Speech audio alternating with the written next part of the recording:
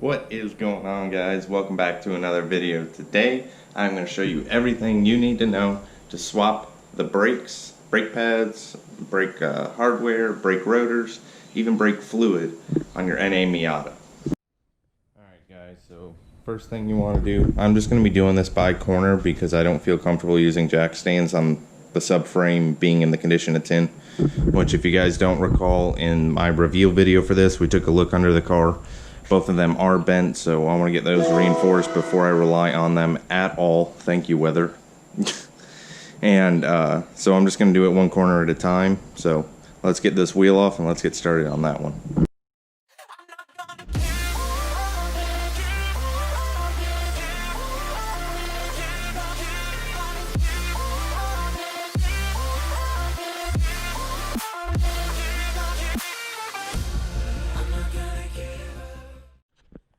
Guys, so quick update, all the old rotor pads and hardware are out. Once I took it off, as you can tell, the stock suspension is blown. If you couldn't tell already, the car does not sit level, so that'll be getting swapped out in the future too, because these are crap. But I started doing some rust cleanup. Anything that was just surface rust I just left alone, but anything that actually had flaked off a layer I painted back over, which was there, up here, a little bit on the brake hose bracket, and then a little bit on this subframe arm. I just cleaned it all off with a wire brush, got some water and a microfiber towel, wiped it clean and dry, and then just some fast dry enamel spray paint over top, so that'll be good. I want to get as much rust cleaned off as I can as I go, so that when I go to replace stuff like this, all the suspension components, I don't got to worry about any of that needing to be done as I do it, per se. So we're getting all the new rotors, pads, and everything back on. Gonna get the caliper back on, clean the caliper up as much as I can. I'll eventually replace these just because they look very old. So yeah.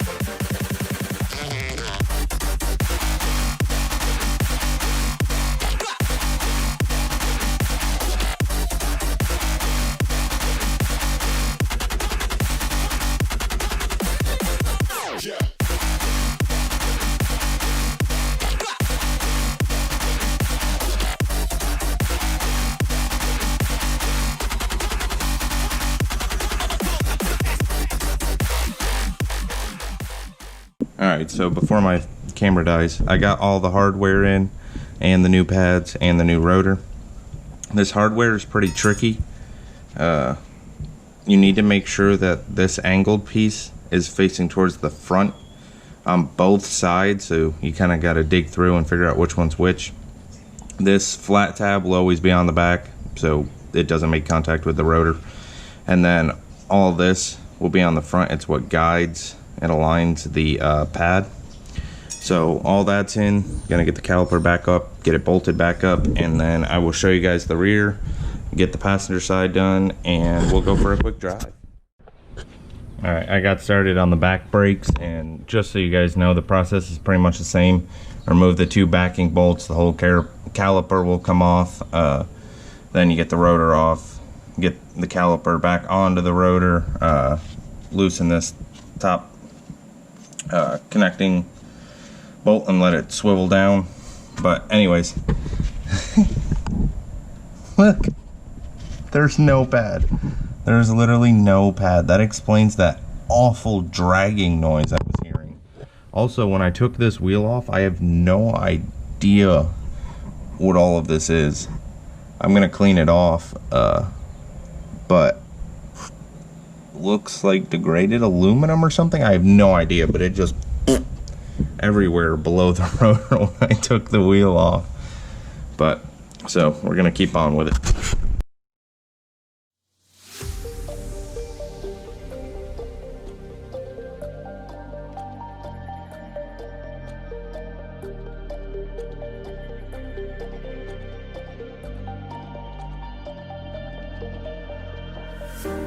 Showing off, don't wanna have to wait tonight, better off, I'm gonna find my way tonight, won't you talk to me, I wanna heal your sorrow, won't you talk to me, we'll make a new tomorrow, won't you talk to me, we'll make this happen.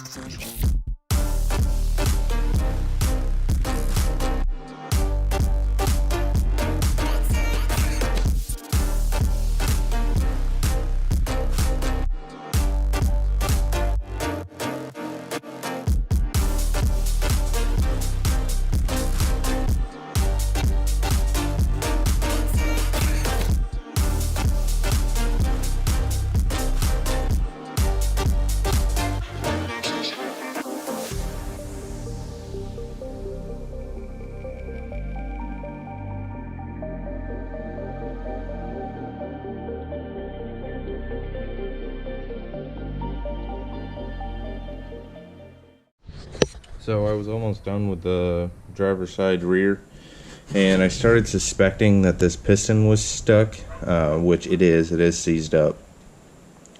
And unfortunately, when I went to go pop the bleeder valve so that I could try to force the pressure out of it, it snapped off because it was so rusted. So where'd the piece go? So now that I can no longer bleed that brake and or keep the brake pressure in that, that caliper is no good, so I ordered 2 new ones. Ordered 2 new full rear calipers. They're also powder coated, which I would actually plan on doing this anyway for the rears because I don't want to upgrade the rears, but I do want to make them completely fresh. So it's gonna end up getting all new brake fluid and everything now, which is good because if you see all that dark brown stuff, that actually came out of the rear caliper, and honestly this brake fluid just don't look that good. I don't think a lot of that particle is from the brake fluid. This was just dirty when I started using it.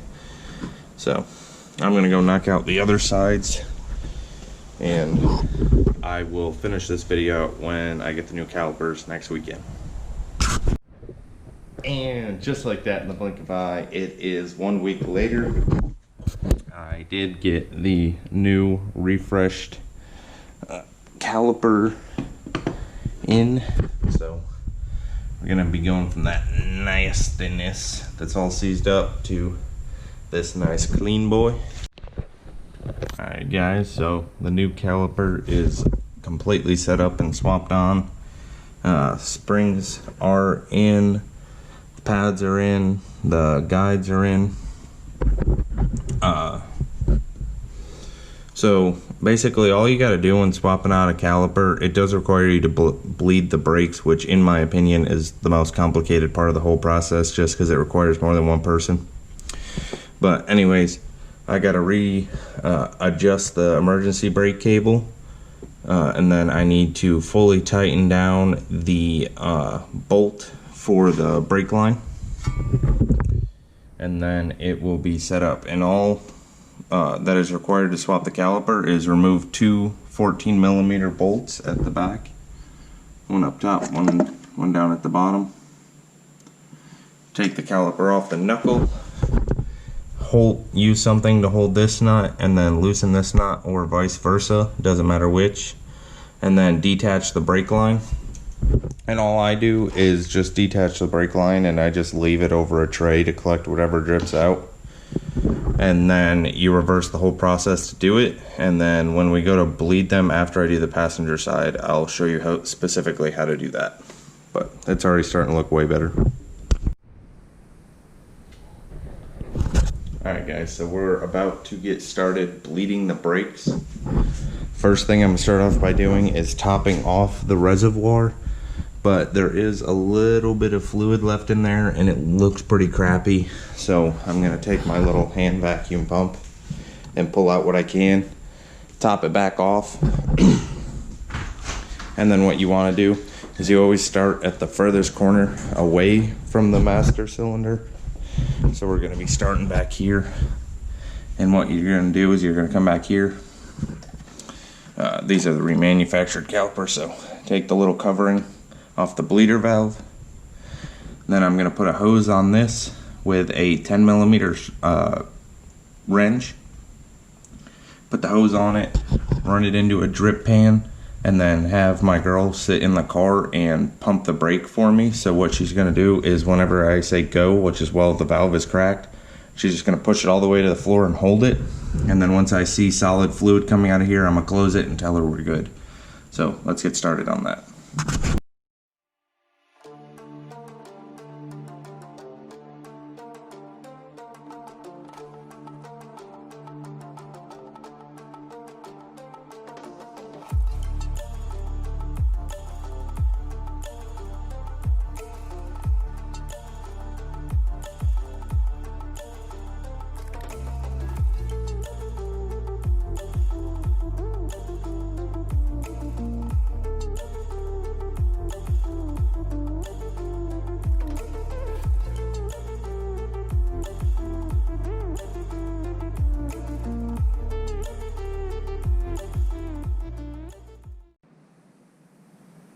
Alright guys, so sorry for the terrible lighting right now, but we are about to take the first test drive with the new brakes, and I wanted to take y'all along, so we're going to wiggle out of the garage and go for a drive.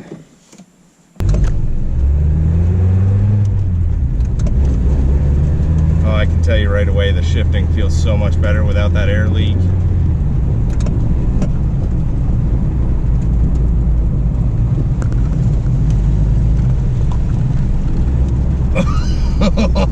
Oh, this feels so much better.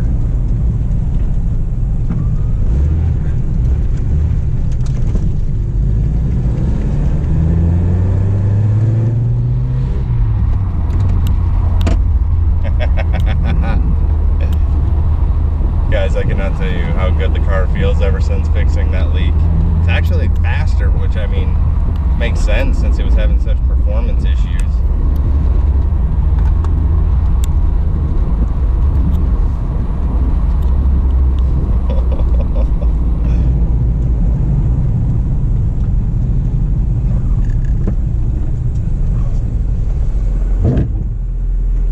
Brakes feel good.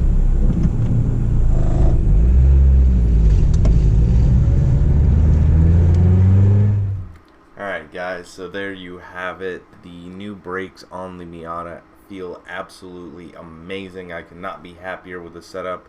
I do believe the whole kit cost me about 250 bucks. The new calipers were two something, maybe three. From Rock Auto, which that does include a core fee. I do believe you can get about $80 back. If this video was helpful to you, make sure to leave a like, drop a comment if you have any questions, and subscribe to the channel for more content. Thank you guys so much for everybody that watches, and I will catch you in the next one. Peace out.